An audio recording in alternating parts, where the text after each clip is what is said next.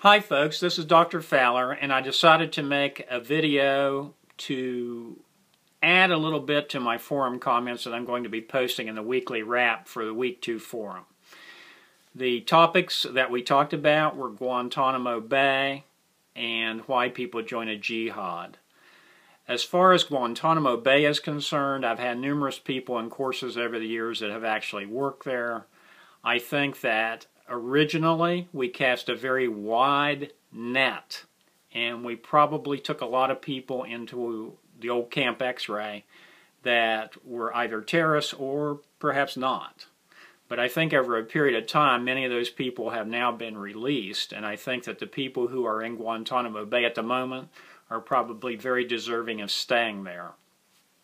As far as the suicides that took place there, I really don't think we'll ever know precisely why those suicides took place. It could be that they did them to support terrorism, or it could be that they did them because they were just fed up with being in Guantanamo Bay.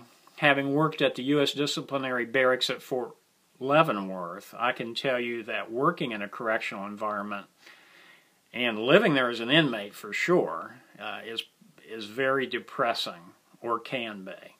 And so I would not doubt that some people considered suicide in Guantanamo Bay. But on the other hand, they could have done it for reasons of martyrdom. That's all I have to say on that, other than the fact that I will say I don't support anyone being moved from Guantanamo Bay into the U.S. criminal justice system in the United States. I think they should remain right where they're at. I think the move to attempt to move them into the criminal justice system in the States is probably being done for political correctness purposes, and I just don't support that. Now on to why people join a jihad. This is kind of an interesting topic, and over the years I've had people make comparisons between joining the U.S. military and joining a jihad. I think there are some very specific differences involved in that. I know that when I joined the service back during the Vietnam era, I went into the service in June of 1973. I didn't know very much about the military, that's certainly true. But I think the major difference between joining a Western military force and joining a jihad is that although we may not have done it, we certainly have access to information, particularly in today's world. If we wanted to review and find out what it was like to be in the service and what might happen to us, those sorts of questions as a young person getting ready to join the United States military, we certainly have a lot of resources available, pro and con, to look at. In joining a jihad, I don't think that that's always necessarily the case. Well, in fact, I know it's not. You know, there are people who join a jihad who are, of course, very educated, like Osama bin Laden. There are many people who join a jihad who come from small villages and things, some of which do it for a variety of reasons.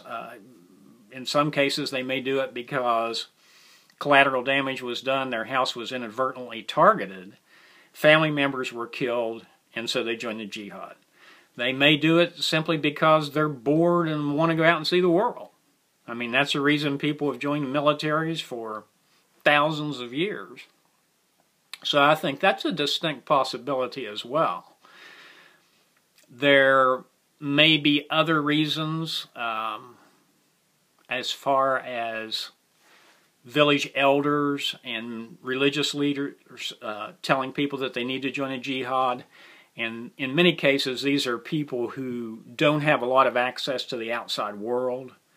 They're not really educated, and they do what their imams, mullahs tell them to do. So I think that's a factor as well.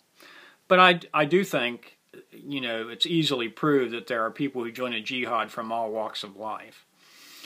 I think that there are people who, once they join the jihad, are sorry they did. I mean, you know, I think some of us in the military thought that at one time or another during our careers as well. But I don't think there's any sort of direct comparison between joining a jihad and joining an organized Western military. I think it's kind of like comparing apples and oranges. So those are a few of my thoughts on joining a jihad. I will pose this question to you. Do you think that joining a Muslim extremist terrorist group is different in some fundamental way than joining, say, a Maoist group in South America like Shining Path, or joining some sort of European terrorist group like we saw there in the 70s, like the Baader-Meinhof gang, for instance? Is there a difference there?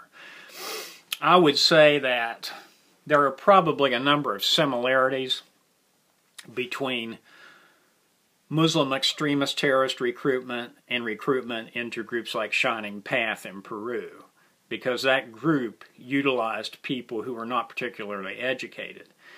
In the case of the Baader-Meinhof gang and the Red Brigades in Europe, when I was there on my first tour, I don't really think that applies. You know, they came from a system that had very good education. They, if I recall correctly, the leaders at least came from upper middle class backgrounds, and in fact they came from backgrounds that you would think these people would not want to be terrorists, because they're benefiting from the society that they are attacking. So those are questions that I don't think we're ever going to answer completely. It is an interesting phenomenon.